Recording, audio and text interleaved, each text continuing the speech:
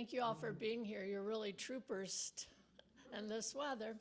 So David twisted my arm, as he said, about a year ago to get involved with this gallery. Art teachers tend to get pulled into things like this, even retired ones. You might have noticed the track that's starting to go up along the walls. That's part of our hanging system. That was put in by Jerry Willie and Keith Boris. We just could not even begin to do this project without those two guys. It's a little scary when you see two white-haired guys up on a scaffolding, but let me tell you, they are so professional.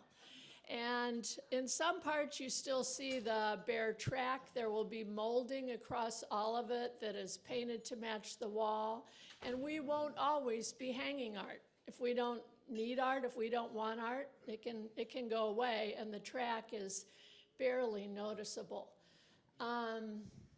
Like David said, my committee was Brad Childs, Laura Frank, Katie Claggett, and myself. We are all involved in some sort of arts in one way or another. I also want to thank Tim Nolker for looking over our artist contract. We will have an agreement with the professional artist just so that we're doing everything legal and their art is safe and our space is safe. Let's see what slide I'm missing. So, our mission statement is art enhances our space. Art fosters community through thoughtful conversation and expression of our shared humanity. We know not everybody's going to love everything we put up, but we hope to have a good variety, and we hope to have this going on year after year so that we're showing a lot of different things to create conversation.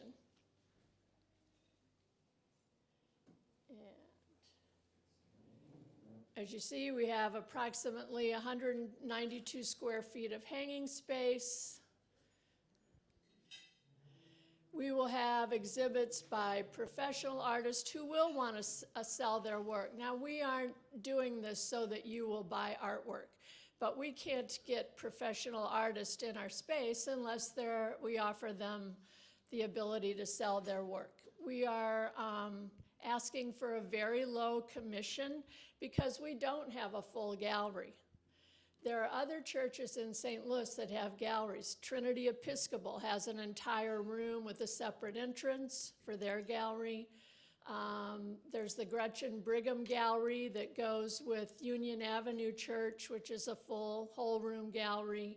The Ethical Society has an art gallery. I think there's a church in Webster and a few more that I probably don't even know about, but it's not a new thing to do this. We aren't the only ones. We will be asking for a 20% commission for the work that does sell.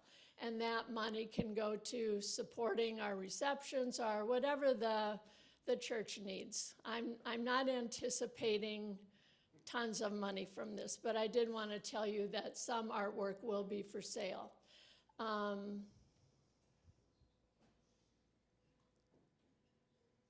Did I do something wrong? Okay, we'd like to have a children's art show. That's something we've got planned.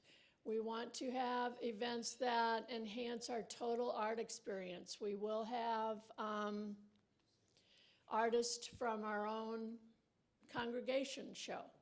And I hope that you all give me ideas of things that we could do with this gallery. So our first artist is Michael Anderson. He is a professional who paints, mostly plein air. That means he paints outside. He has a lot of scenes of St. Louis painting. We chose him to be first because his art is colorful, it's happy. He's very professional. His work is owned by several corporations in St. Louis. He's shown at all art galleries. He has an exhibit going on right now at the Longview Art Gallery at Clayton and Mason Road. He shows regularly at the Green Door Gallery in Webster Groves. So he's very well known, and this is the style of his work. I don't want to show you too much. That's just a little teaser.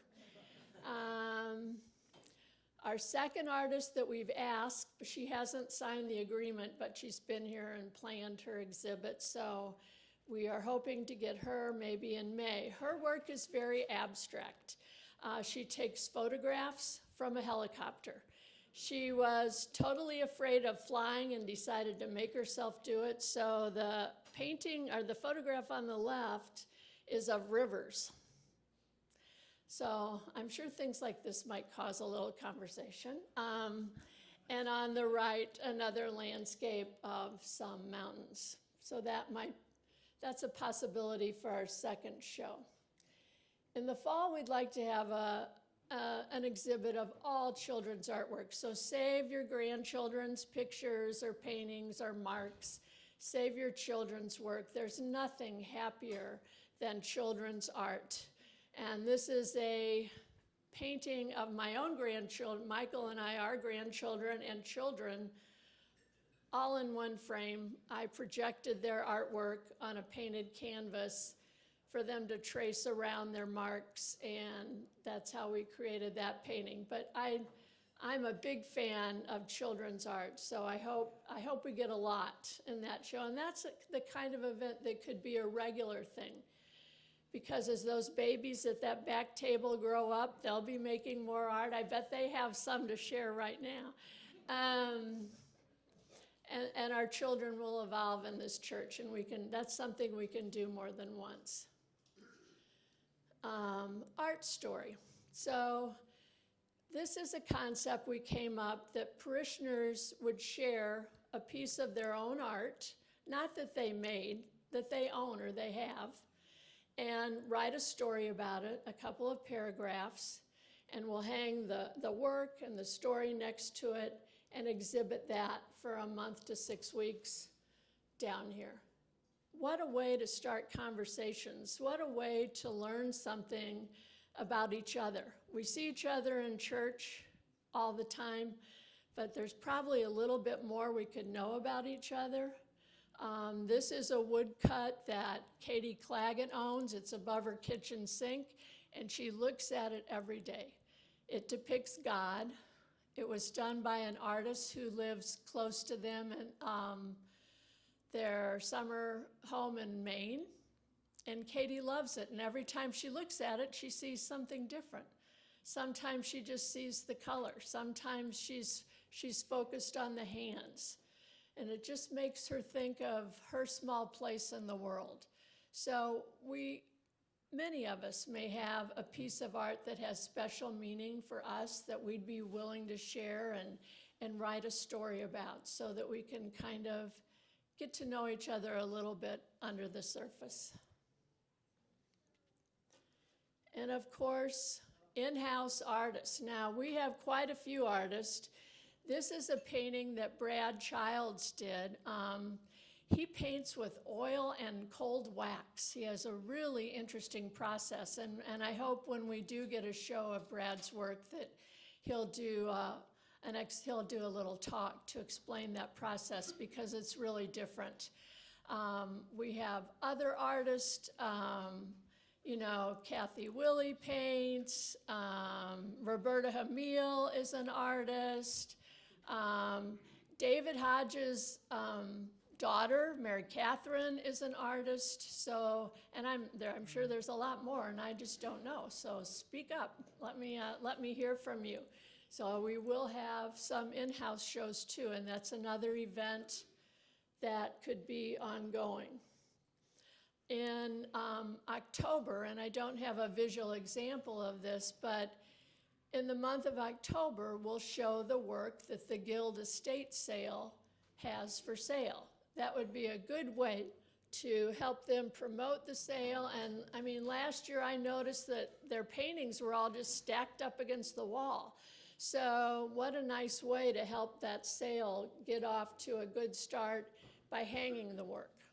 It might be a show that's not quite as organized with a theme as others, but the theme will be, estate sale, So we'll do that, yeah.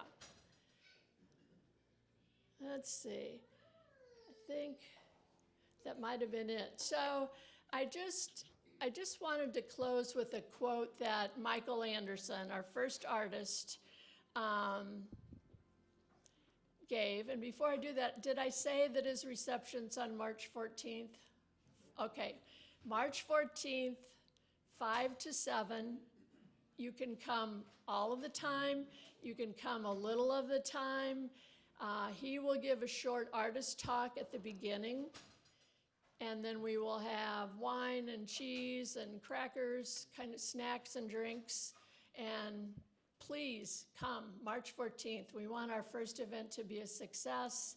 Other people will come. There are artists that look and find art shows, and they go to all of them. There are people, art nerds like me, that just drag their husband to art shows and a couple of times a month just to look at art. And we'll get outsiders that way, and that's a good thing. We want that.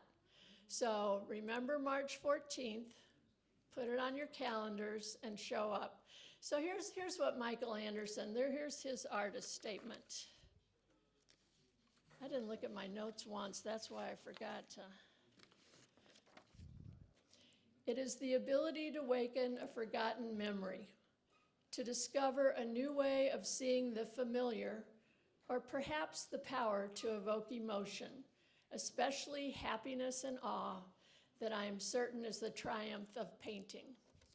So, thank you for being here. Any questions?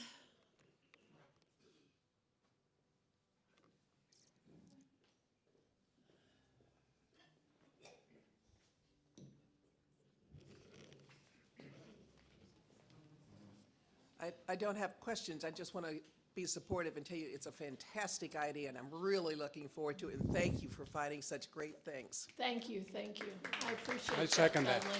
I really appreciate that. There was a second by Charlie, if you did. Good, yes. His wife has done a lot of the work. Katie had a workshop. Brad's in someplace much warmer. And poor Laura had a reaction to the shingles vaccine. So they would be here. We've worked really well together. Other questions, comments?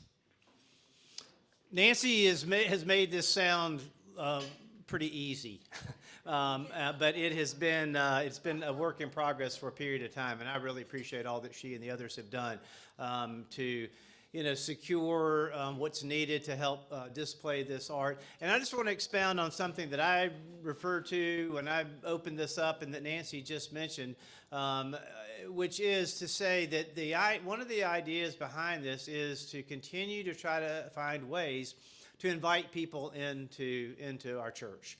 Not just for worship or for some musical presentation, which we always are offering, but for things like this. And as often happens when people are invited into a space in a different way and to do something that they want to do, and most of all in which they are invited to do by someone like you, it can often be very instrumental in them wanting to explore other ways to be connected to the church. So I just encourage you to plan to be here on March the 14th, invite someone to come with you and continue to hold this up, and your suggestions, as Nancy said, are welcome as we move more deeply into this and explore the various ways that we can make this meaningful at St. Peter's. So thank you for all that you have done. You're